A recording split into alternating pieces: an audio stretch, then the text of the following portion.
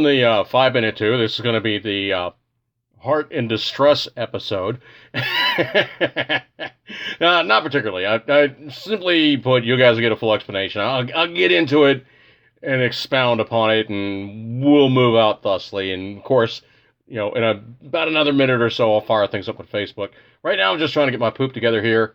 So let's see what we got.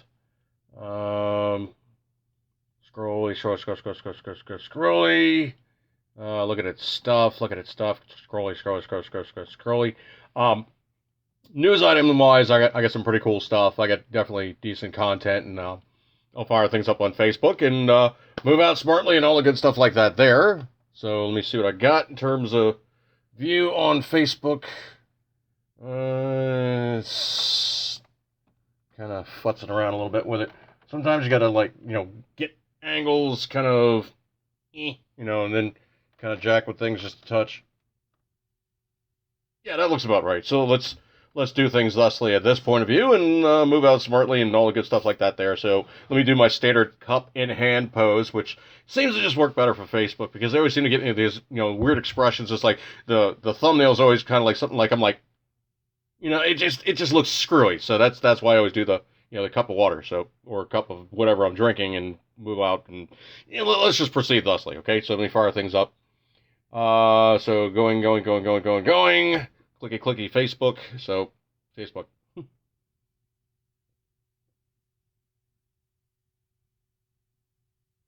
Oh, hey folks, Dude here. Coming here. This is going to be the Heart in Distress episode of Dude After Dark. Preliminarily, let me just get it out of the way. Just, Beetlejuice. Live 5x5. I'm sure you guys have seen, the updates, all the many posts. Mrs. Dude posted up something a couple times. I posted up something on, my standard Facebook page, and then I have a second Facebook page, which is uniquely something that I use strictly on my business side. Translation, it's apolitical. I mean, I don't do anything political in there, except for maybe somebody sometimes posts something, and I might put or the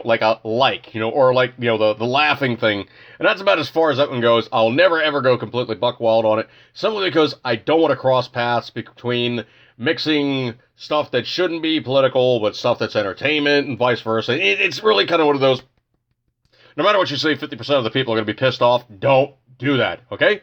So, anyway, obviously at the top of the list, everybody's now going on about, why is Dude posting all this heart stuff and all the rest of this things? Because I literally am looking at surgery. I'm looking at open heart surgery. Comprising that, I'd have to get the map out, but there is numerous arteries, veins, what have yous, vessels, passages, important items that seem to just perfuse the heart, keep it happy, feed it, pat its poo-poo when it needs to get, its poo-poo patted and all the good stuff like that there. So essentially what it is if you break it down nuts and bolts, in my family, genetically, there's scads of heart disease, and it seems to skip over the women. It seems to hit the guys. Conditionally, I can tell you for a fact, on both sides of the aisle in my family, my grandfather, read like my maternal grandfather, read like mom's dad, he passed from heart disease. He was in his 70s. My father, read like proper my father, had heart disease, and he had pacemaker and all kinds of other issues I didn't really know about that much, later in life. But conversely, he had heart disease as well, and also he succumbed to heart disease. So that's both sides of the aisle, both the male figures, both the patriarchs, and I got it coming down in voluminous quantity, okay? Now, I'm obviously not ready to kick off right now. I'm obviously not ready to kick off anytime soon, but, and even more but, I got this, the boo-boos to show for it. This is a flesh-colored Band-Aid. Hopefully you guys can kind of see it. There's a flesh-colored Band-Aid there that shows the passage of what they did to me for a angiocatheterization. Now, essentially what an angiocatheterization actually is essentially they take a tube, they stick it in your vein, and it becomes the port. So literally, blood pressure can't squirt out through it, and it has like this little aperture where they can stick things through and feed it on in, and that's literally what they do is they take this tube that's literally like a hollow tube, pipette, flexible hose, call it what you will, feed it in there, run it through your arteries, steer it up until it gets to your heart, until it gets to the proper place where it's pointing at just the right area, and then they squirt dye through it. Now, when they do this, they're basically they're ramming this thing into your artery, literally one of your radial vein / artery guys. So it is literally the radial artery, which is like right about here. And it is a little bit still of a boo-boo. It's a little sore, because they actually stuck it in there and they've had this port in there for a while. And, things that normally are about like 2.5 millimeters in diameter don't like things stretching them out to about 4 millimeters. So that's literally what I had going on there. So essentially what's going on here is, situation they're in is the port goes in and then they feed this hose all the way into your heart and they squirt a dye that can be read on a x-ray machine. So you see your heart pumping away, you're looking, you can kind of see it a little bit. They got a whole bunch of crap around you. Actually, the doc that was working on me and feeding the thing in and out had a screen up. It was like clear plastic, and you could kind of see through it, kind of not see through it. And I guess he just didn't want people to see what he was doing on the hand side and whatnot. But if you want to break it down to you, what they actually do is they basically wheel you in. They start an IV. So I had an IV on this hand. Of course, they hook the bottle up to that, and that's where they're squirting all the various yum-yum drugs. And so they basically give you something to relax you. You can't drive afterwards. You need to drive home. Somebody's got to drive you. You need an Uber, Lyft, whatever. You cannot drive home after getting an angio catheterization. You cannot do this. So anyway, what they do is they basically shoot you up with the yum-yum juice. They take your arm, they fixate it over to the other side on an armrest, basically tape your hand down so you're not moving around. Dude takes a local anesthetic, dink, basically stings a little bit. Stung actually a little bit more than a little bit, but, it's a local anesthetic. Goes to work, everything goes numb. There's the stick, burn, and then numbness. So afterwards what he does is he takes a scalpel, nicks the artery, and then sticks the port in. As he's sticking the port in, I think he nicks it to get the hole a little bigger. And KB, appreciate you coming on by, dude. So anyway, they nick the hole a little bit bigger, they stick the port in, and then they feed this tube in, and they squirt the dye in at appropriate times in your heart beating, and they see if the dye goes through all the arteries. If it goes through all the arteries, all good in the hood, no problems at all. If it basically goes and stops and kind of like fights its way through with a little dinky hole as opposed to being like a full-size passage, you got blockage. And most of my arteries around my heart are not exactly in the best of shape. Now, is it something that, truthfully, I would have known about? Well, I wasn't exactly feeling great, so, actually, yeah, I was kind of like in a state of decline. Things are getting worse. But the situation is, I've been rocking over 50 years with it like this, so it's been an accumulation of situation, issue, and, gradual decline. So essentially, I got that all knocked out. There's some recovery time. Of course, they type match my blood. They pull out every fluid they possibly can. Of course, they're now doing all the other various checks. They do a lot of testing to you, and they shave literally everything. I mean, because they don't know if they can go through this artery or a femoral artery, and the femoral arteries are real close to the happy places, and trust me, dude, they go happy on you. And of course, because they're now doing all kinds of cardiac stuff, they need the pads to stick. Well, if you happen to be a fairly fuzzy person like myself, dude, I was seeing just hair falling as dudes going, he's buzzing away, until finally the pads could stick. So in the process of doing all that, they have numerous EKG readings, they have the perfusion therein of how the dye is floating around inside the heart, outside the heart, all around the heart, all that other good stuff like that there. And they know I have a bunch of blocked arteries, and it is a situation. In terms of how I actually feel, sometimes I'm feeling kind of other times I'm kind of not so bad, but it is a state of decline, and it is a situation that they need to address. Now, they are actually concerned enough that they said, okay, well, we're going to kick you out the door, but we want you to pick up some, you barely hear it, but the itty-bitty bottle of little nitroglycerin tablets. And the way they told me to use these guys essentially is if you're having like a situation where, your heart's acting up, you're having shortness of breath, all that good stuff like that there, you pop one of these little boogers under your tongue and you wait for 5 minutes. If it goes away, all good. If it hasn't gone away, pop another one. If it hasn't gone away, pop a third after 5 minutes. But after 3 tries of using nitroglycerin, after 15 minutes of infusing this stuff into your body, under your tongue, if that's not helping, you dial 911 and you get a ride to the hospital because you got problems. Well, so far I've had this 24 hours. Just to be on the safe side, I've been walking around with it in my pocket. Have I needed it? No. Am I going to take it before I need it? Probably not. Simply because the very simple reason is I've been watching some scenes on Ford versus Ferrari, and Carroll Shelby was stated as saying, when he had massive heart problems before he passed away. I think it was like pectoral angina or something like that. I forget what the actual phrase was, but he was treating himself using nitroglycerin. While he's driving the race car, he would say, okay, I'm having a problem here. I need to pop one of these bad boys. So he would pop a nitroglycerin while still driving the race car. And he said, it was really a problem because I couldn't compete. I had to drive simply very carefully because my vision was all jacked up. And I was dealing with a raging headache for 3 laps until the feeling of just immense, just every blood vessel in your body just going and opening wide. Because that's literally what the nitroglycerin does. It's a vasodilator, or it opens up every one of your blood vessels. Lowers your blood pressure. If you're trying to stand up fast, you're going to fall because your blood pressure went from like 120/80 to like about 90/60. So you're basically, your blood pressure went down to nothing. Bev Hunter and Rick Trezise, appreciate you guys hanging out with me tonight. Of course, KB, appreciate you hanging in the room. So anyway, they gave me that stuff, and I'm thinking on my own self. I said, self, unless you really, really, really, really, really need it, don't take the nitro. So now we're at for the rest of the party. The rest of the party is going to comprise me showing up at the hospital at 5:30 a.m. for a 7 a.m. or a 7:30 a.m. procedure.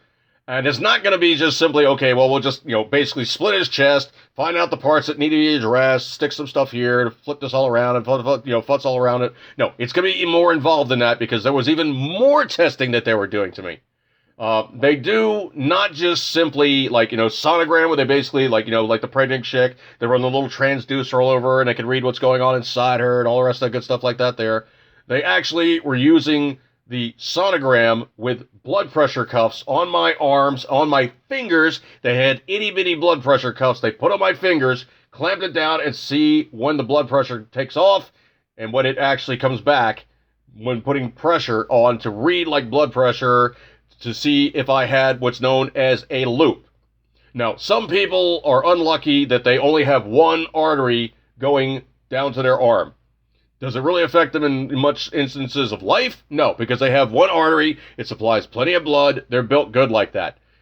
Other people are lucky because they have the redundancy. So maybe I'm part Klingon, I got 2 hearts, 2 veins, 2 this, 2 that, all the rest of this. But anyway, what they say is you have a radial and a brachial artery. So instead of having massive veins in place of the arteries, I actually have both those arteries in both arms.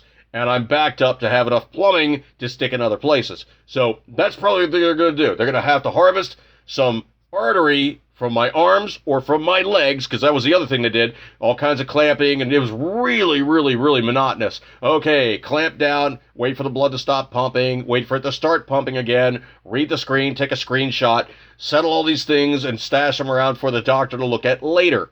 So essentially, all these things that they needed to do for pre-surgery testing, it's all stuff that they had to do. Rick, hey brother, thinking about you when you emerge from surgery. Okay, well, probably what's going to happen is Mrs. Dude is going to put an update on my page. I'll show her how to update on my page. Probably just give her the password. It's just going to be easier that way. She's my wife. What is she going to find on Facebook that she has probably already seen? Just give me 1 second. So anyway, that's where we are with that one. Pre-testing, getting everything all ready, and then going and do the surgery. Now, the actual surgery they need to do to me is probably quintuple bypass, quadruple bypass. Wherever they find a place that's not flowing, they basically got to go around. And it's not so much the stuff that's plugging it, which is just the plaque and whatnot. The problem is that you have something known as arterial sclerosis. Sclerosis means wound, basically, rough spot. Call it what you will, arterial sclerosis is self-definitive. It's simply saying that you scuffed up the inside of your blood vessels and things have gone and stuck. So it's basically like the wound, the bandage, the scab, and all the other stuff that now gets stuck to the scab because it's a rough surface. It's smooth, not at all like the normal surface inside all your blood vessels. So all these things get a chance to stick. All these things get a chance to plug up the works. That's where I am. Probably not having the best diet for 50 plus years. Oh well, whatever it is. If I ran for 50 years like this, and they're basically going to replumb everything, and I can run for another 50 years, I'll be good with it. I'll be fine with it. Hoping you get her to update us. Yes, Mrs. Dude will definitely give you guys an update. Failing that, she could always simply just go on my phone. My phone will be signed into Facebook. She can simply just go on my phone, and she'll have my phone. She'll be able to just log into Facebook. Hey, dude is out of surgery. Dude is alive. Please don't, blah, blah, blah.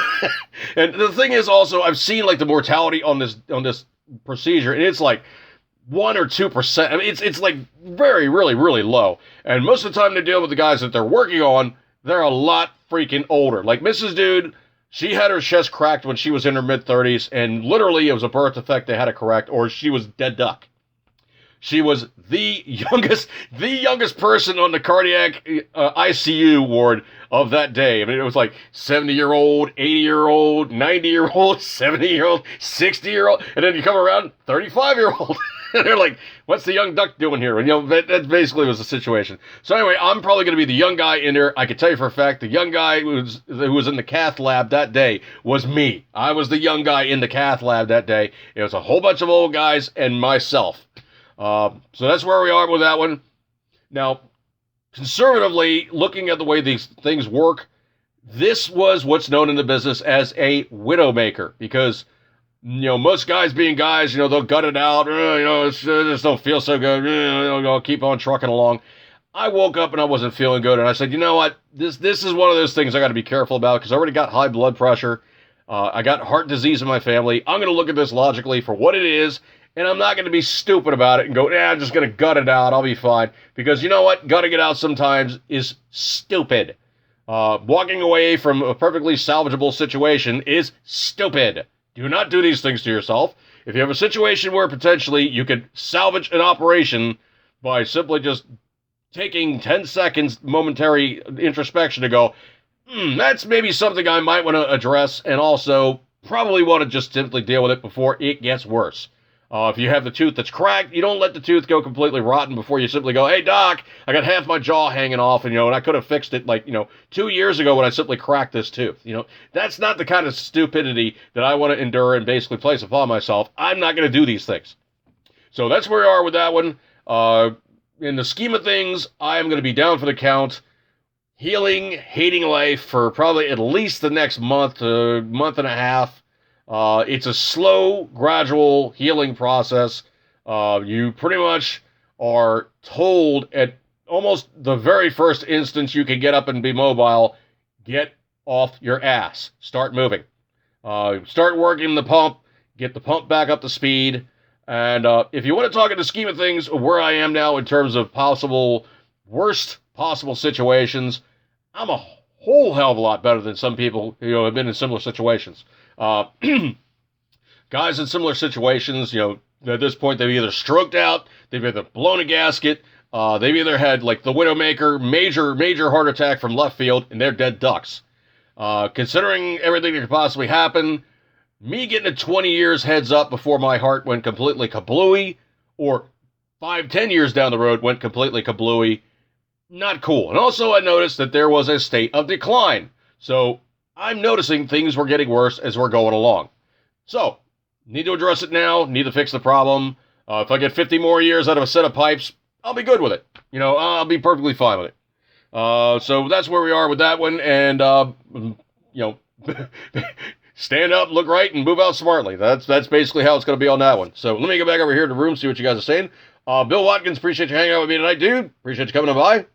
Let's see. Okay, so basically Bill's the new guy in the room. All right, so now going over to my timeline. That's where we are with that one. So Friday AM 05:30. I'll be in there and I'll be shaving, sticking, this, that, and the other thing. And I think this has even gone so far as they said, hey, dude, by the way, here, have a blast. It's this new special soap that you have to scrub yourself down with. And by the way, it kills every single little bougie on you. Be sure to scrub appropriately. I got 2 bottles of this stuff, and they want me to start showering 3 days before the procedure using this stuff. Scrub from here to here, scrub all over, scrub the jimmies, scrub the legs, scrub the arms, scrub everything. Wait for a minute for everything to just go and die a violent death, hose off, and do it for the next 3 days. So, must sterilize. F my life. FML. F my life. So that's where we are with that one, and get into the news stuff. That's enough about the heart thing, but you guys know it'll be on Friday. I have my nitro just in case. So I am standing by. I have my nitro just in case. So, I have nitro, okay? Sound guy, it's not that kind of nitro, dude. It isn't, okay? Well, it is nitroglycerin, okay? It is nitroglycerin. It's not in that concentration, okay? It is nitroglycerin. It is not what you think it is, okay? It is not that at all. It is simply the pill, and the pills are, I could show it to you, but they're minuscule. You basically stick it on your tongue, you let it dissolve, does what it needs to do, and, of course, nitroglycerin can save your bacon when your heart's going into jitters, and...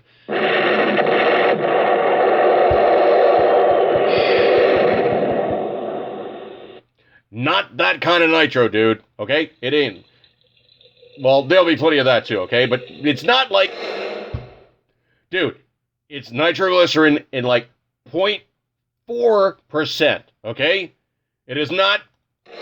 And I took it over that time. It is not... And it is for sure not...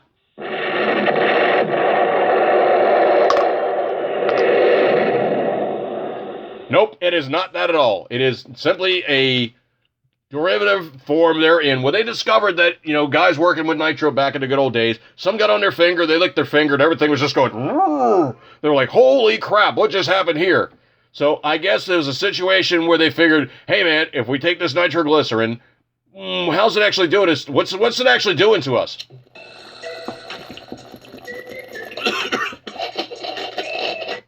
No, it is not for recreational use, sound guy. No. See, this nitroglycerin, when you take it, by putting it under your tongue, it makes the blood vessels relax. Of course, makes your heart stop freaking out, makes everything else work better, okay? That's the way... Oh, no, dude, no! It doesn't do that either. Stop. Let's see what's going on in the room here. Rhonda Jones, appreciate you hanging out, hun. Anal probe costs more. Take cash with you, tip the nurses. Oh, jeez. Yeah, it's like now we have the alien invaders. Oh, wow. Yeah, that's all I need is the nurse is going, but sir, no, actually, what the worst part is I was joking with Mrs. Dude about this earlier. It's like, you wake up, you're intubated, okay? You have these hoses coming out of your lower abdomen area that are pumping out all the excess juice that's leaking from the wounds. For the first day or two, they rip those out. But the first day or two, you have drains. Obviously, you got tons of IVs. They're keeping track of your fluid input, your fluid output. And of course, just to make things fun, you have a Foley catheter. Yay. A Foley catheter is a rubber hose they stick in your dingus or they stick in your gunya. And they basically plug it into your bladder. And there's this little thing that inflates to keep it from popping out. And it gives an exit point for the planet urine to catch some rain.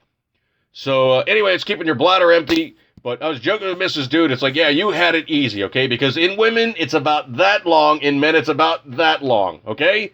So, there's a whole hell of a lot more in-line piping that you need to go through to get to Mr. Bladder versus, Mrs. Bladder. Mr. Bladder is, in there. Mrs. Bladder is, not in there as far. So, anyway, pipeline access aside, yeah, I'll be waking up also with a Foley catheter. I really don't relish that one. Well, as long as they don't basically do the Dumb and Dumber 2 thing where they basically pull starter it back out, I guess I'll be fine. So anyway, looking also now at the scheme of things, let me get out of the rest of the craziness I've been now plugging myself into. So anyway, looking at the scheme of things or stuff going on online, Facebook was losing their mind. This is posted up on February 19. There's a picture, and it is Donald Trump standing beside Hillary Clinton. And it is quoting Hillary Clinton. Hillary Clinton in 2013, quote, "I'd like to see people like Donald Trump run for office. They're honest and can't be bought." End quote. And somebody wrote in there in handwriting, in bracketing, she got her wish. And above that is the phrase, Facebook took this down. Keep it up. I love it. Too funny. Too funny not to post. Ha ha ha ha ha ha. So anyway, Facebook now has the algorithm set up where they see that picture and they automatically just bang it. So anyway, I figured out a way to cheat Facebook. Literally, all you do is you take an image and you bracket the image with different colored frames. Well, they started catching on to that too. So I said, okay, fine. Here's what I need to do next. Me being somewhat not exactly unnuanced in graphic arts, I changed a few placements of some of the text. I changed the placement of the picture. I added some really marginally destructive elements in the background to just change it enough that the algorithm's going, nope, that's a new picture. And so far, it has been up for, 6 days, and Facebook has not caught the picture. But the funny thing about it is every time that you put the picture up, they put the censored so you don't get offended, click to see picture thing. And of course, then they have the dink, helpful hints. Here's what else we know about this picture from our group of guys that are basically the propaganda squad. So I've managed to cheat all that stuff. I've basically knocked their algorithm down. Good times have progressed thus therein. And of course, it's one of those things that's really annoying about Facebook is they have their own little group of cheaters and censors, as it were. They don't exactly remove the picture because it's not inappropriate, but they want to make it so annoying that you would then have to click the picture through to see what it is. Rich, hope the nurse that puts that catheter in is attractive. You know, others take pleasure in hurting men. Attractive women might appreciate your equipment a bit more and treat it delicately. Jeez. As Mrs. Dude is giving her pointers, you know, he really likes when no. I don't think that's going to happen. And you know what? Maybe if it happened, it would be something like this. Hang on a second. Let me find the appropriate sound effect. Let's see. Hang on a second here. I know I have it here somewhere. Oh, yeah, here we go. This would be the appropriate one. Yeah, nurse. Stick that Foley in there. Yeah, that's the way. Yeah, baby. Uh-huh. Yeah, drain that bladder. Woo! Maybe. Probably with my luck, I get Miss Ratchet. Oh, man, that's all I need. She'd be looking at it going,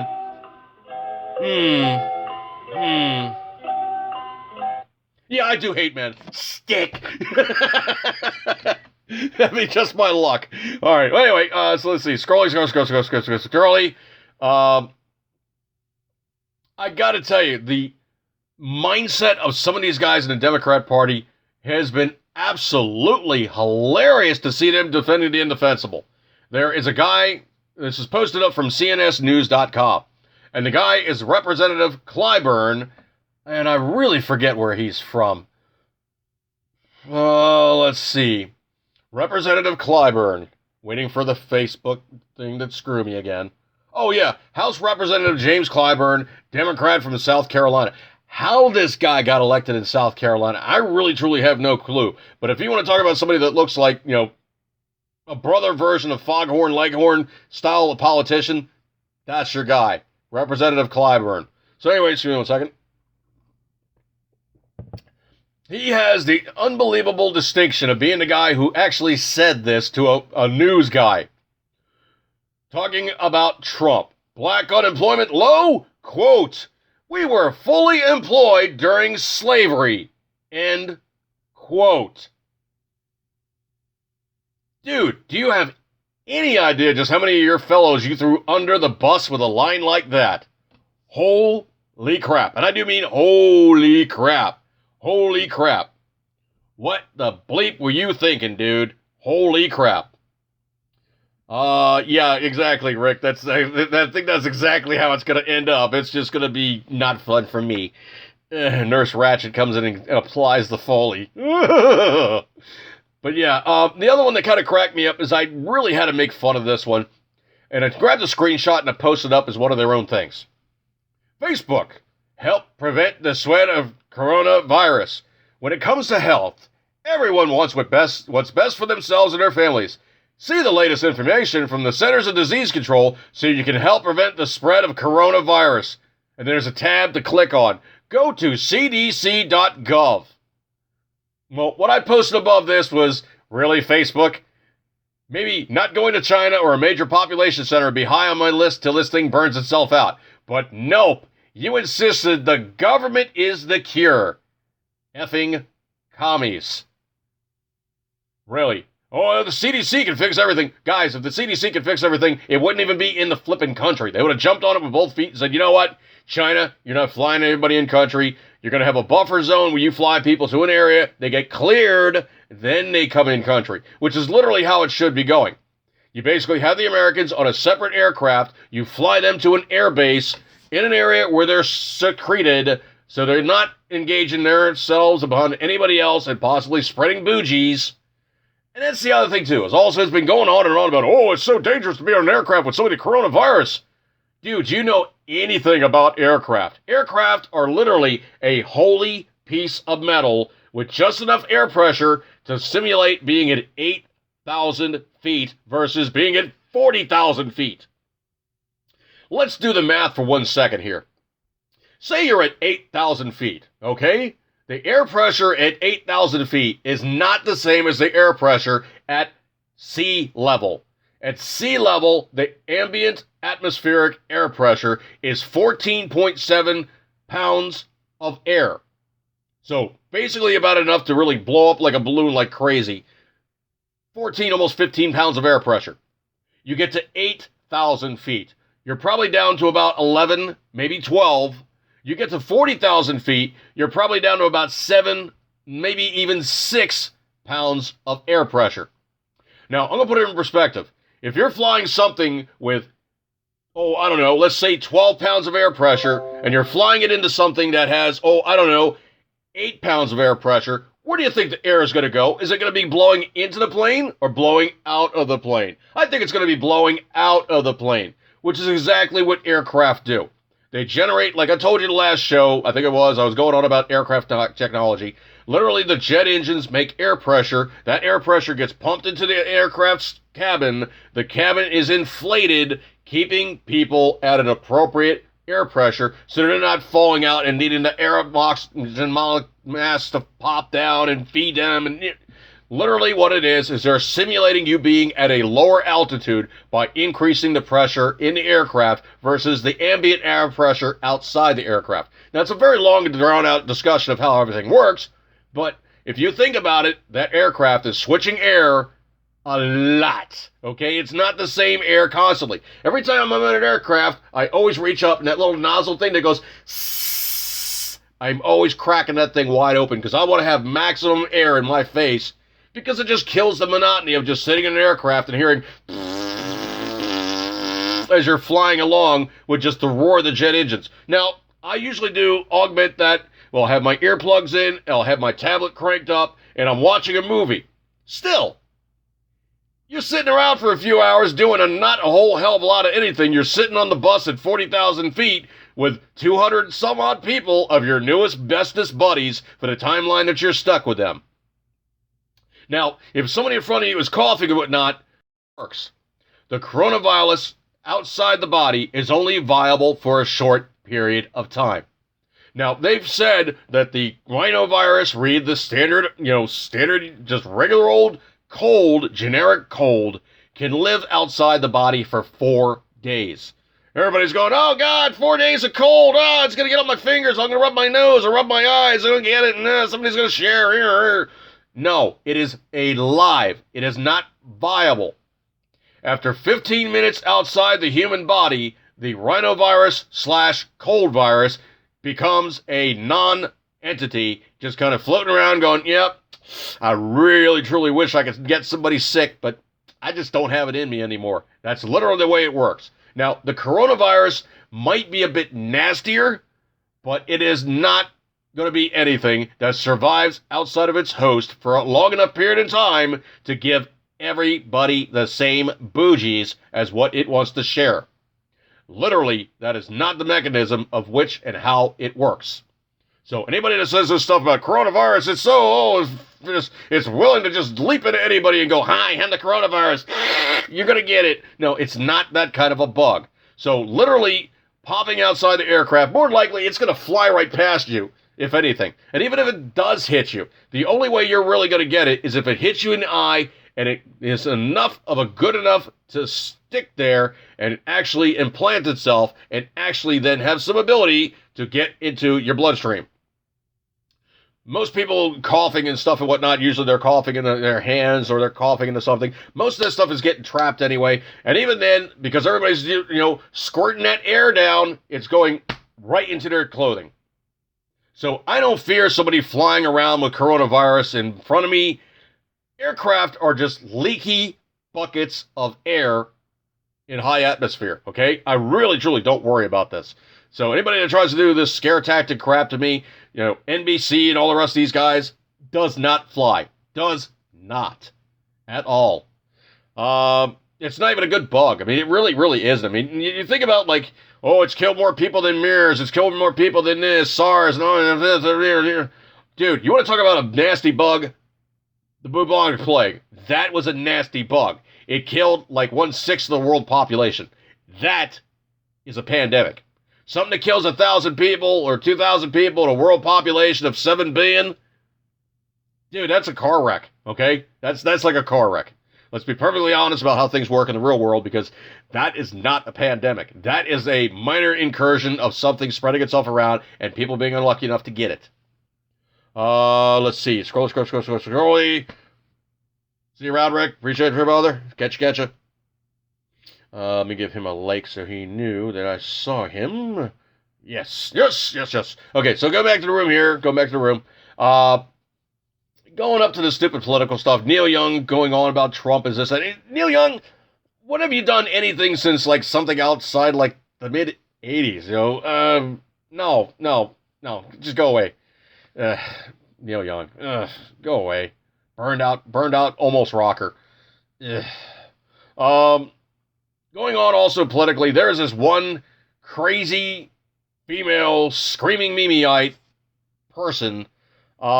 She worked for a ladies' magazine. She blamed Trump for rape or something, found out to be false, and now she's blaming him for being the guy that basically made her crazy enough to lie about him and then got fired. No, dude. No, come on. Stop. Just stop, okay? She's crazy enough to get fired. I'm not even going to tell you her name. You can look at my timeline, but she's crazy enough to get fired from a girly magazine. And I do mean a girl magazine. Not even as good as Cosmopolitan. I'm talking a bad fashion magazine. And I'm not going to say the name because, well, I just don't travel in those circles. Just give me 1 second here.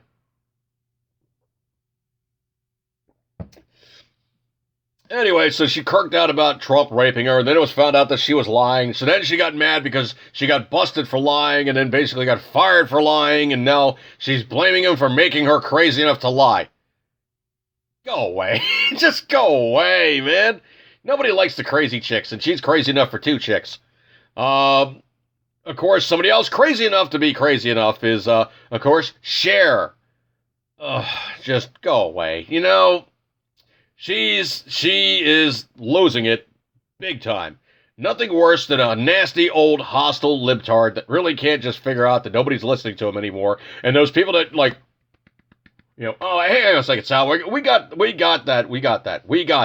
Hang on. Let's just find. Oh yeah, here we go. Yeah, the appropriate sound effects for somebody that has people that like your stuff on Twitter.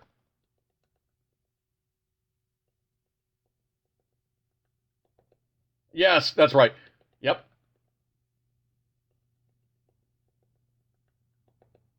Golf clap. That's all you're getting out of me, Cher. Golf clap. Scrolling. Obama kirking out about, oh yeah, I'm so much the guy that set it up for Trump to have this amazing economy. I put everything in place for him to then just walk in there and go, okay, I'm president, and automatically everything just, happened. No, dude, it wasn't like dude just walked in there and automatically everything just went, yeah, no, it didn't just go. It did not just go. No, it didn't, okay? More than anything, okay, yeah, that's a good Obama sound guy, okay? That's a really good Obama sound effect. I want you to know. Yeah, that's perfect for Obama. I think that might be his new catchphrase. Meow. All right, so anyway, the economy booming was not through the works of Obama. If anything, he was an oppressive guy that held things back, and after he got out, of course, the yoke was lifted, of course, the brakes were released, and the economy could go gangbusters. And anybody that's worried about what the stock market is doing now, dude, stop. Just stop, okay? Stop. The reason why the economy right now is taking a little bit of a dive is simply because the scares in coronavirus, and it took a little bit of time for it to happen, but who wants to open a package from China? Don't pop those AirPods. No, don't pop those AirPods in your ear because they came from China. And I'll talk about AirPods in a little while. Don't pop that bubble wrap. The Chinese air is still in the bubble wrap. Ugh. But no, basically what it is, Obama, is you didn't do that, okay? You didn't wave that magic wand, and you didn't build that. You are not the guy that made the economy go the way it is currently. You're not that guy. Of course, I mentioned AirPods. Now, there's a reason why I still rock standard wired earbuds, earplugs, earphones. I hate when people call them earbuds, okay? But headphones, okay? In-ear headphones. I'm not going to call them earbuds. Everybody calls them earbuds. I'm simply saying that for clarification. My niece calls them earbuds and drives me nuts. Airbud was a dog in a stupid movie, all right? But AirPods are the device put out, patented, named solely by Apple. But the thing about it is AirPods are now known to be putting out more radiation than a microwave oven, even when turned off. Holy crap. Wow. Holy crap. And this is coming from livingtraditionally.com. And I gotta tell you what, if anything like that makes me more than just a little bit concerned, it's probably a little bit more than that, modem I have up above my head. But if I was to turn the camera, you guys would see that there is a sheet of aluminum foil pointing that device away from me. There is a wraparound, and it's pointing the stuff that way. Where there is 600 feet plus of woods before my neighbor's house. And if you guys know the range of Wi-Fi, it's typically about 300 feet. So my guys are not getting fried next to me. So, thusly and therefore, the AirPods are putting out tons of radiation. Now, this is coming from a website called Living Traditionally, and it's posted up January 21, 2020. And AirPods emit more radiation than microwave, even when turned off. Quote, the earphone jack is slowly being phased out by cell phone makers like Apple. Yeah, and I don't rock that, okay? What I do is I rock a phone with something known as a hole to plug in your earphones. Bluetooth, while it does work, I'm not crazy about something frying my brain that close to my head, okay? I'm not into Bluetooth headphones. Given the popularity of the cordless earphones called AirPods and Apple's desire to make you buy more of their electronics and devices, one has to wonder if the future iPhone models will even have a headphone jack or for a cord. Well, probably not, because you're simply just going to have the newer stuff they're coming out with, which is simply just the magnetic charging, where you put your device down on a pad and it transfers power simply by running it from one coil to another coil, thus fast charging your phone. And they do work. I mean, Mrs. Dude has one built into her phone. My niece has one built into her phone. And I bought one of those chargers so they both can just take their device and put it on there and use it. Now, will my Samsung S5 do that? Technically, it's supposed to. But, dude, I can change the battery in that phone in about 10 seconds. It's really one of those things. I'm not going to worry about it simply because it's going to be a case of, oh, wow, I want the phone to have a full charge. Pop off the cover, pop off the back, drop out the battery, plug in a new battery. As it's booting up, I'm slapping the back on it. It's literally like 10 seconds, okay? It's really nothing all that crazy. So getting back to the article here.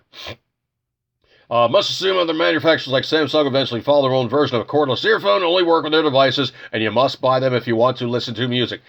That's the reason why Apple made the iPod, AirPod, all these other things, pod, because it's their stuff, plugging into their stuff. As peripherals, you need to have to use their stuff. Well, the dirty little secret is, anything that's Bluetooth technology usually is on the same basic protocols to simply utilize the devices just generically, okay?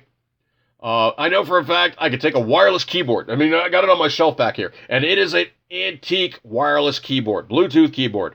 And I could take that thing and I can run my phone off it. I can run my tablets off it. You can run Apple products off it. You can run just about any Bluetooth product off of the keyboard because the protocols for a wireless Bluetooth keyboard is easy, man. Everybody's stuff is just generically easy. As a matter of fact, the stuff that's made for Apple specifically will work on Samsungs. The stuff that's made for Samsungs will work on Apples.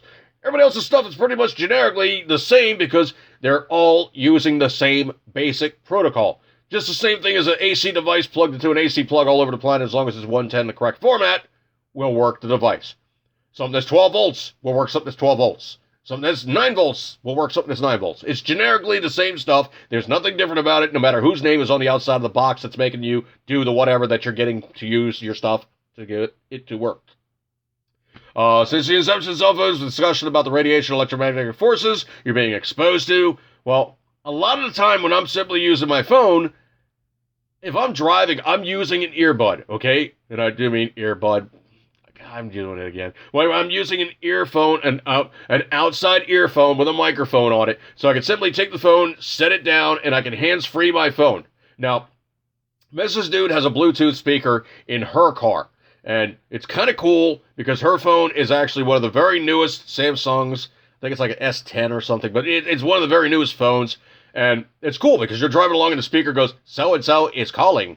Or 1-800 number, blah, blah, blah, blah, blah. And she can go, I'm not talking to you. And she can, like, flick the phone off, telephone don't answer, basically tap the button on the speaker. All those things are backwards compatible now. And that's actually a workaround for a car that doesn't have Bluetooth technology. Is you just get a Bluetooth item and just, hang it in your car. Generically, you could use, technology built into your vehicle for just augmenting the old stuff. I mean, it's not hard to do. It's just simply a matter of, will it fit in your car and does it fit your needs and does it fix the problem? So anyway, everybody's been going on about, this other thing about, all the power and, frying your brain and whatnot. But Dr. Jerry Phillips, a professor of biochemistry at the University of Colorado Springs, he says, quote, "My concern for AirPods is that their placement in the ear canal exposes tissues in the head to relatively high levels of radio frequency radiation. Indication as it is abundant evidence that, quote, indicates potential concerns for human health and development from all technologies to operate at radio frequencies. Bluetooth, for example, uses the radio waves at 2.4 to 2.48 gigahertz frequency range. This range is also used by microwaves, cell phones, Wi-Fi, and other devices." Now, that's the thing, is if you're talking on a phone, it's outside your head. If you're using an AirPod, it is in your ear canal, and it's inside your head. So, they've now been doing all this stuff. They're now looking around for, does this really do anything? Is this something we need to be concerned about? These technologies just cumulative? Is there going to be a situation where you fried your brain, you vibrated everything too much? Is your memory now jacked up? Is there other problems? These are all things everybody seems to be going on about now. And Earl Besserer, and of course, my wife's in the room. So that's all stuff that they're now concerned about with these AirPods. And I think it might have some valid thought. Now, when I use the things constantly like I see the hipsters doing, no, and no. For maybe in about an hour or so per day, max. And I do mean absolutely max to use an AirPod in your brain area. You're probably just going to be better off simply just using the wire stuff because there's dongles out there and adapters and, other stuff like that. And the funny damn thing is my niece has, an iPhone 8, 9, 10, whatever the hell it is, but it doesn't have an earphone plug. All it has is the lightning jack. So she went out and got herself a lightning jack earphone. Now, here's the thing I've pressed on people many, many, many times. If you have only one plug, you're screwed. Even this old technology, Samsung S3, has got a plug that's a micro USB plug, and it has an earphone jack. So simultaneously, while I'm using the earphones, I can be charging my phone. With an iPhone, you get the pick. Am I going to charge it, or am I going to listen to my music? Downside, a lot of these technologies and these things that are going on now is they're removing the old, obsolete stuff. simply because they just said, well, it's too much trouble to put a plug in a phone. And there's guys on YouTube, and I've seen them rework the phones. Literally, the only thing the guy had to do was he removed the vibrator motor, which is like, something about the size of like a dime. So he basically went in there and it's like, well, I don't really need this. Popped it off, and it's like, okay, I lost the vibrate function. I just have to listen when the phone rings. So, in the process of doing that, he pulled off the motherboard, found the places where speakers and whatnot could work, and of course, cut out areas, and put an actual phono plug hole through the side, and the bottom actually, I think is where he put it, and put an actual phono jack in a newer iPhone. So it's physically possible. There's room. You might have to pull out something because they have the packaging so tight on modern phones that they're now, if you look at some of the teardowns, there's a guy on YouTube, I'm not going to give his name, you simply have to look for bending phones or, checking this tear down or, destructive testing of phones and whatnot. And they've got to the point now where they have so little space in a lot of the mobile phones now that they're stacking the motherboards. They're doing like one PC board and they're sticking another PC board on top of that one simply because in that sandwich it fits in the little slot that's left after all the Wi-Fi readers, after all the charging things, after all the screen doohickeys, after everything else that's all glitched up. All the other technology that they placed on board in this small package that they're now trying to compartmentalize and package as tightly as possible, all these things now fit, but at the sacrifice of simply making everything that much smaller and tighter and everything else. And that's the other thing, too, is if you have basically, let me find a representation here. If you have the Swiss Army knife that basically is like this big as opposed to this big, is this still practical? Or is it just something that's so overloaded with bloatware, with all this other technology and all this other crap, is it stuff that you're never, ever going to use? That's part of the problem. Sometimes they just put too much crap in there, and 10 pounds of crap in a 5-pound bag is a mess. I don't know if you guys have seen this or not, but I did actually have a little fun at Mike Bloomberg's expense. There is a picture of Mike Bloomberg, and he's at the lectern, and he's grimacing. And I know I don't have movie star white teeth, okay? I don't. And he's like this. And dude's teeth are beyond dingy. I mean, bad dingy. I know mine aren't perfect, but you know what? I don't go and bleach my teeth and I don't show off on TV. Okay, so I'm not worried about it. I'm not running for president. If I was running for president, I would have gotten my teeth bleached, okay? He didn't. I retouched the photograph and showed him what he looked like if he'd gotten his teeth, straight, and if he'd had his teeth bleached night and day. Night and day. But dude is 77 years old and hadn't even had the mindset to go, hey, maybe I might want to improve my chompers. Woof. Woof. Just woof, okay? Woof.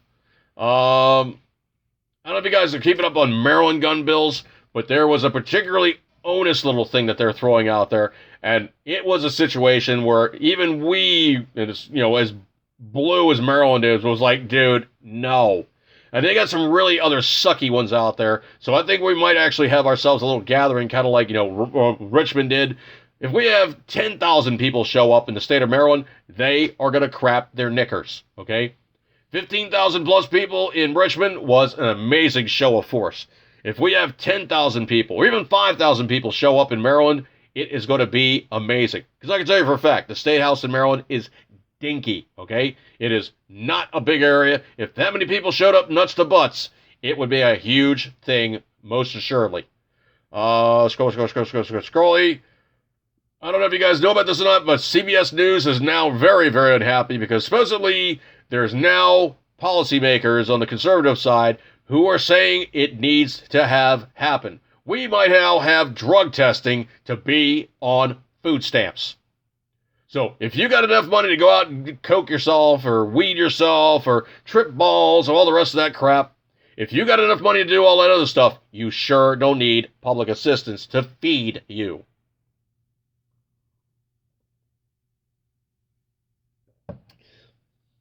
All right, so scrolling some more. Supposedly, there's a really big break. I don't know if Logan Ray's in the room or not, but there's a really, really big break going on in, of all places, Canada. Let's see if I can't find this thing right here. It is, there is a rail blockade in Canada, and I think what it is some kind of labor thing. But what it is there is a railroad blockade near Belleville. From sectors from retail to oil are calling the governments to resolve a dispute with anti-pipeline protesters as rail blockade enters its ninth day, extending railway shutdowns and threatening shortages of groceries, propane, drinking water, and other goods. Demonstrators set up the blockade in Belleville, Ontario on February 9 after RCMP, so Royal Canadian Mounted Police, are basically their cops, or state cops actually, enforced an injunction against the opponents of the Coastal GasLink pipeline project that crosses the traditional territory of Wet'suwet'en First Nation in northwestern BC. So I think that's actually one of the Indian nations, or Inuit, or something like that. So they say, quote, "It's not like there's 10,000 trucks idled, sitting in a subterranean basement somewhere that can be dusted off if there's a rail stoppage. There's too much volume for that," said Retail Council of Canada spokesman Carl Litterler. Canadian Pipeline Association CEO Natalie St. Pierre said wholesalers and Maritimes have already begun the ration distribution while trucks line up for fuel in Sarnia, Ontario are now up to 10 hours long as water treatment plants, hospitals, farmers, and rural residents await more shipments. So, they could remove these protesters, but because it's on Indian land, that changes things up quite a bit, and they have shut down the rails. So, Canada, in its socialist, wonderful utopia of everybody gets to blah, blah, blah, have pretty much screwed themselves by allowing these guys to keep doing this protesting. All they would have to do is say, guys, look, off the rails. Let the trains make passage. You can protest as much as you want. You can make a big show of it. We'll have the news guys out here. Keep protesting, but you do not stop the train traffic. So the industry is warning of empty shelves as the CN rail blockade reaches its ninth day. I can tell you for a fact, if there was 9 days of closure in most major cities, they are screwed. Screwed. But also going on in Canada, on the other side of the train tracks, there's something really kind of good now. There's, of all things, there is a petition, and this is coming from guns.com. Hang on a second here. I don't know why it's doing this. It's really annoying when it does this sometimes. Okay, petition against the Canada gun ban makes history. This was posted up on guns.com 2/21/20, so basically only a few days ago. February 6, 2020, petition against Liberals' proposed ban of military assault rifles. I'm doing air quotes again. Military assault rifles close to record results. The petition, E as an echo, 2341, which opened on December 17th, 2019, garnered a support of 175,310 signatures, the most signatures for any type of petition in the history of Canada. Okay, well, that's what needs to have happen, because the Canadians are allowed to have quote-unquote assault weapons. It's not an assault weapon. Assault weapon is a select fire firearm, and that's completely different than what you guys have, which is a semi-automatic weapon, which has been around since about 1890-something, okay? It is not the same thing. Stop it. Ministry of Public Safety Blair has estimated the buyback program would cost between $400 to $600 million. What if they're not selling? I ain't selling mine. It's not a buyback program because you've never owned my guns. You've never even sold me my guns. My guns were bought from a private place of business to my hands as a private sale of products from one person in a corporation to another person as the owner and entity therein. There is no buyback. You don't buy back. You are buying. And what if people are not selling? Guess what? You don't get. Well, we know that you have an XYZ. Yeah, well, guess what? I don't have it anymore. Well, we know that you have it. Well, guess what? Why don't you try to find it? Come back with a warrant. According to studies, there's approximately 250,000 semi-automatic firearms, rifles owned in Canada. Although they are already heavily regulated, owning an AR-15 in Canada requires a restricted license, and the owner can only shoot at a licensed gun club. That already sounds like you have a race car, but you can only drive it on alternate Sundays, and only on a specific style of flower-scented gasoline, and only with a particular style of driver, and only on, days that end in certain times of year. They add these restrictions, but they don't stop the problem, the bad guys. Critics of the ban feel the government should focus on fighting actual crime instead of removing guns from law-abiding Canadians. Hello? We've been saying that for freaking years. Stop the criminals. Stop the guys who are doing the crimes. Don't stop the legal gun owners because they're not doing the crimes. Hard concept. Quote, let's put things that are going to make a difference for targeting criminals and other law-abiding Canadians by putting hundreds of millions of dollars, potentially billions of dollars, into programs that deter kids from joining gangs, crime prevention issues, addiction, and mental health treatment, strengthen border security so we don't have smuggled firearms, and focus on police resources for targeting criminals. Hello? Does that sound even slightly like what we've been talking about for freaking ever in the United States?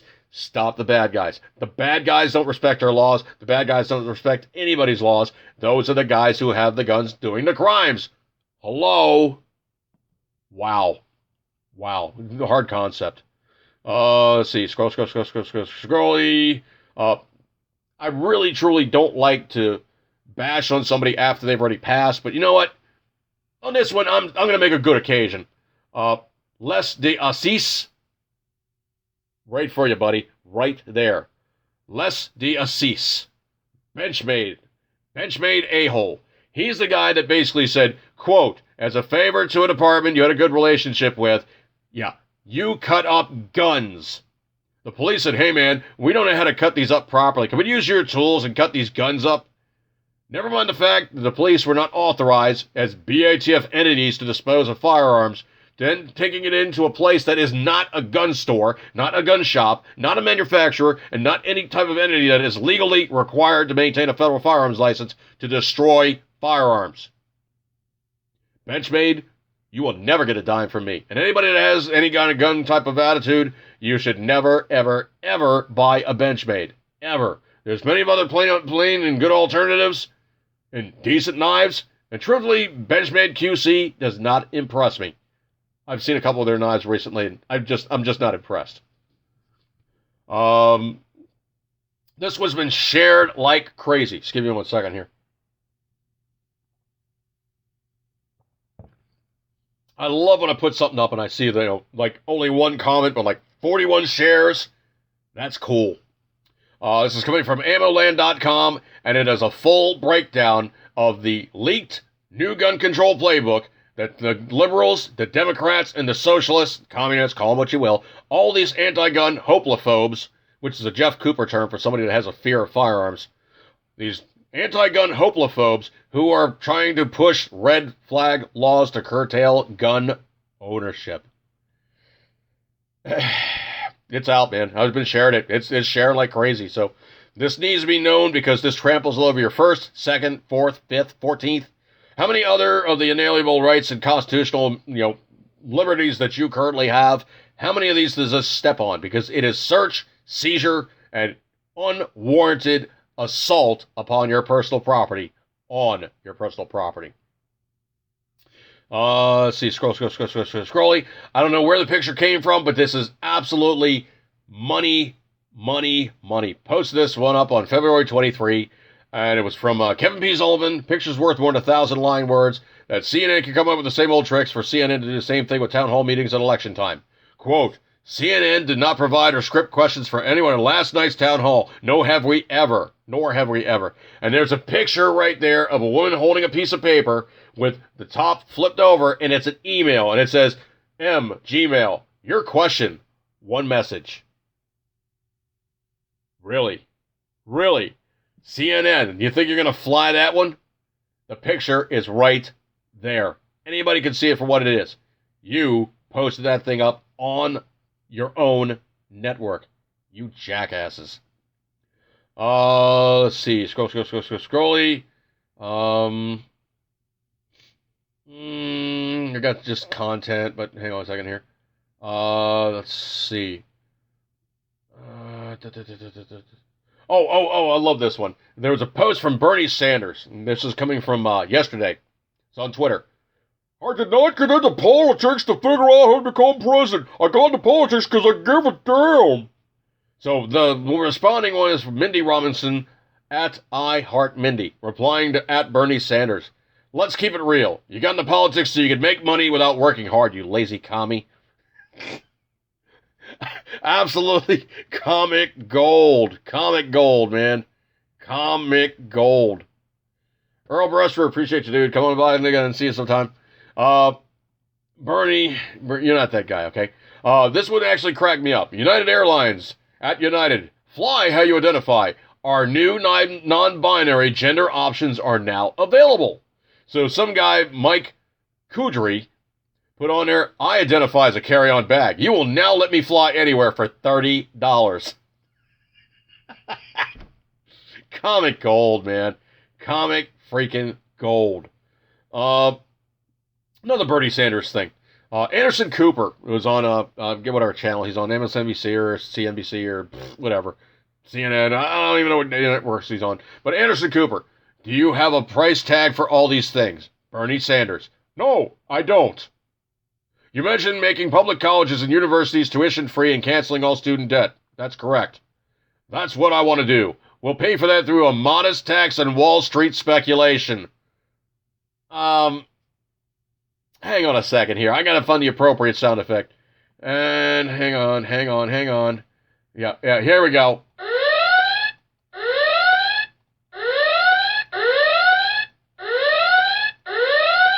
Yeah, because anytime that Bernie Sanders says a modest tax on anything, that's exactly what you're going to get. You are going to get... You are not going to get... Death! By snoo-snoo! Oh no, you're going to get... Because the first thing that happens is they get greedy. And they increase the tax. And they increase the tax. And they increase the tax. Until such point, Wall Street crumbles with no need to invest there because rich guys aren't stupid, Bernie. So, he's now saying the dollar amount is going to be $30 trillion and more. The entire earnings in the United States, yearly, is about $20 to $24 trillion. All of it. Every single dollar that we make, every nickel, dime, whatever, $24 trillion or so max. That's the entire dollar amount that the United States generates on just healthcare, with this duplicitous communist thinking he can just spend $10 million more than we have yearly on just healthcare, and the nation won't just go bankrupt trying to make up for the shortfall for all the other socialist programs that he wants. Now, I'm pulling that off my own post there for a very good reason, because I phrased it about as good as I could on that one. Truthfully, he's going to put us in such shortfall, we're going to be Venezuela within about 2 years. Garen effin' Tia. And I do mean effin' as in FNG. Effin'. I thought this was really, really hilarious. Also continuing on with Bernie Sanders. Of all things, the paragon of liberal virtue, Chris Matthews, made it a point where he said, you know, the Democrat Party, it's over. It's done. Because he compared Sanders' victory to Hitler invading France. Now, if you guys have any idea about, like, how bad the French got hosed by the Germans, you have to know a little bit about the geography of France. France, truthfully, is not the most accessible country by land because, you know, of course you have, you know, the mountains in between France and the rest of, you know, the European area, and pretty much there's like one area where you can go north and kind of loop back around and go south, or you can kind of go through some of the lower passes, which is why the French made something called the Maginot Wall. Well, the Germans being Germans were like, okay, we got this wall going this way, well, we'll just go around it by going that way. And that's literally all they did, was they went around the wall. So, the thing about it was Montgomery was contacting one of the French generals, and he's like, oh, but you guys have the biggest army on the planet, man. You guys are, you know, you're it. And the guy goes, it's over. He's like, no, what do you mean? He's like, no, the Germans are in here now, and they have us. It's over. It's done. So, the thing about it is I thought was hilarious was, you know, Chris Matthews comparing the German Nazi invasion into France as just something against Bernie Sanders, because Bernie Sanders has family members that died during, you know, the World War II wiping out process of the German Nazi hate Jew thing. You know, I thought it was really kind of humorous because, so let me just read through it real fast. I said, oh, the meow meows are complaining now. Personally, as a Jew, the comparison of the Democrats to World War II France getting raped by Nazi Germany is spot the hell on. I am not, and I'd put asterisks there, I am not offended in the slightest. The Nazi Party is indeed taking over. Why? They were socialists. The NSDAP, or NSDAP, or Nazi, for the acronym of it, was the National Socialist German Workers' Party, or in German, der Nationalsozialistische der Deutsche Arbeitspartei. I really am horrible with my German, I'm sorry. But basically the National Socialist German Workers' Party, or NSDAP. So Chris Matthews has no effing idea of just how appropriate the comment was. And stuff like this makes me laugh when, quote unquote, red state media guys try to stand up for Bernie because, quote, his family was killed by Nazis, end quote. Jackasses, 6 million other Jews as well. That's why they are such a great demonstrator of evil. I think we Jews know who Nazis are, and knowing the historical reference is actually the way to stop it from ever happening again. Dumbass leftards. But that's from analyzingamerica.org, and it is absolutely spot the hell on with anything that seems to be going on with all the stupid stuff, from all of the Bernie stuff to all the Chris Matthews stuff, and it is absolutely, perfectly, honestly, spot on, man. You're talking about socialists being socialists and fascists being fascists, and this overture that Democrats have about their compassion, all the rest of this stupid stuff, is not how they roll at all. So for all these red state guys to just, well, you know, you're assaulting Bernie's family's memory, you know what? You guys really didn't give two hoots in hell about Jews in Europe during World War II, and you sure as hell didn't give two hoots about them as Germany was ramping up, invading Poland, and oh yeah, there seemed to be a whole hell of a lot of Jews in Warsaw, in the ghetto, that brought the German army to the point where they actually had to lower the boom and wipe out Warsaw because the German Jews were no match for the German Nazis. But the Polish Jews made them pay. That's why they drew back, and that's why they had to level the place, because the Polish Jews killed too many German troops. That's why they had to raise, and I do mean flatten, raise Warsaw in Poland. It's because them Polish Jews are badasses. Let's see, scroll. Yeah, that's really all I got now in terms of time and stuff.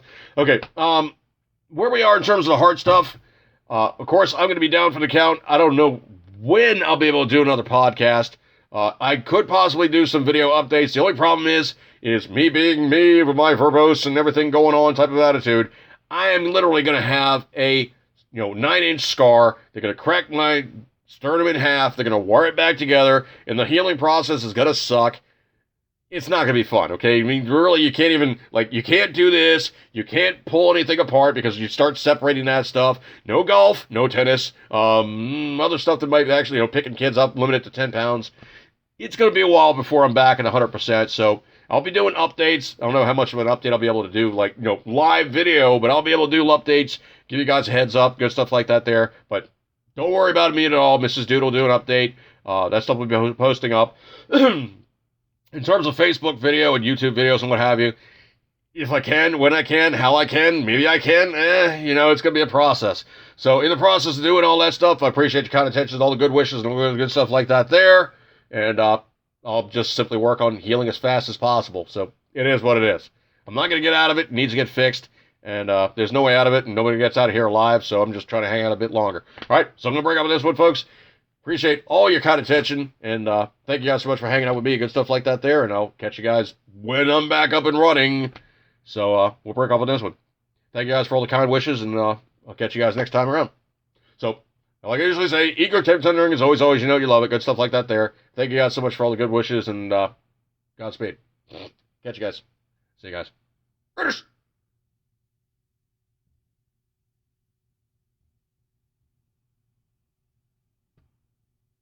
All right, on that note, I'm going to put it in the can and process it up and stick it on YouTube next, because that's just what I do. Again, like I said, appreciate all the kind words and wishes and all good stuff like that there. And crossing over, of course, there's going to be those people who just kind of really just, it fell through the cracks, and those guys didn't know. I'm letting you know. Okay, I'll catch you guys later. Have a good one. And then, when I can, if I can, and when I, where I can, I guess I'll be doing updates and stuff, and I'll be healing as fast as I possibly can. All right. Appreciate you guys' kind attention, all good stuff like that there. I'll catch you guys when I can, like I said, if I can, when I can, and shall I can. Catch you guys later, and eager keep tendering as always, you love it, and thanks for all the good words. See you guys. British.